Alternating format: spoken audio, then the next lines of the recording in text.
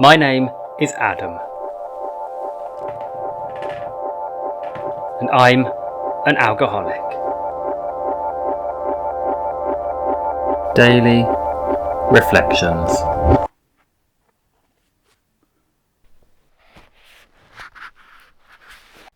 June 5th. Entirely ready.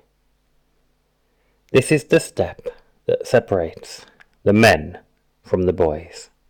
The difference between the boys and the men is the difference between striving for a self-determined objective and for the perfect objective which is of God.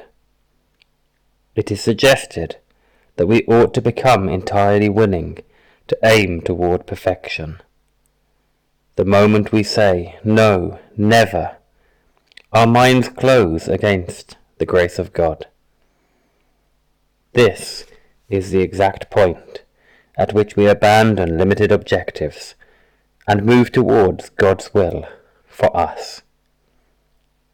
12 Steps and 12 Traditions, pages 63, 68 and 69. Am I entirely ready to have God remove these defects of character? Do I know at long last that I cannot save myself? I have come to believe that I cannot. If I am unable, if my best intentions go wrong, if my desires are selfishly motivated, and if my knowledge and will are limited, then I am ready to embrace God's will for my life. My name is Adam, and I am an alcoholic. We have a great opportunity today to draw attention to the twofold action in the pursuit of recovery, freeing oneself from addiction, compulsion, helplessness, etc. This action consists in seeking help and reaching for that help. And the two-pronged approach is, firstly, help from God, a higher power, and secondly, from man. In today's reflection, God is the guarantor, liberator, protector, and comforter.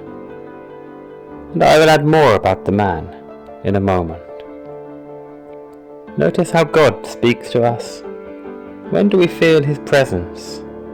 And humanly speaking, the effects of his action. First, the spiritual realm.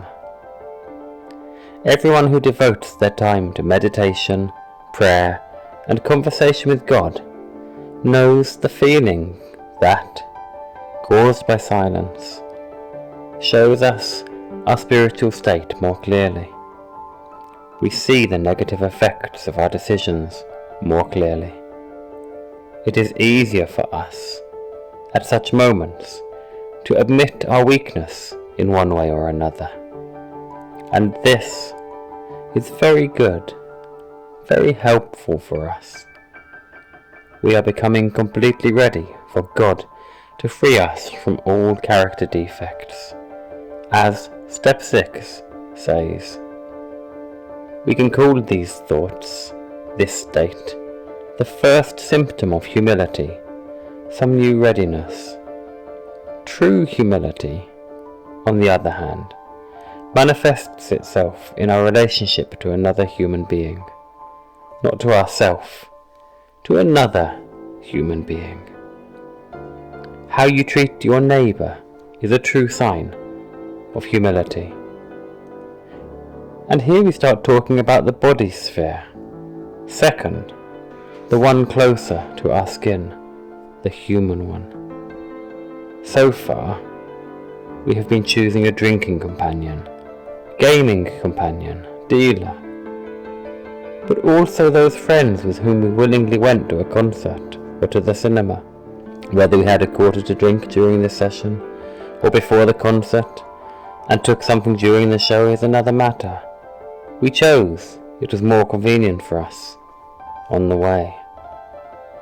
Pay attention to who you are choosing now, beginning with the therapist, support group, sobering alcoholic, non-gambler, etc. They are now the co-authors of your current decisions. Who puts these people in your way? You can answer that you still choose them yourself, that these are your new decisions. Okay, but consider if these are not by chance people who, perhaps not even consciously, are fulfilling God's plan for you, a higher power. God constantly appears in our lives through other people. These people do not have to be saints or followers of any faith. One of my first decisions, since I called myself an alcoholic, was to start listening to other people, those who really know a lot about me, who know my condition, what I need, and how I can achieve it. I asked God for them, God, whom I had asked even earlier, for serenity, courage, and wisdom. I repeat, such complete readiness permanently. This is not a one-time action.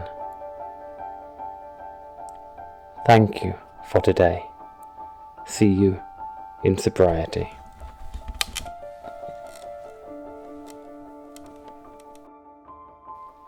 God, grant me the serenity to accept the things I cannot change, courage to change the things I can, and wisdom to know the difference.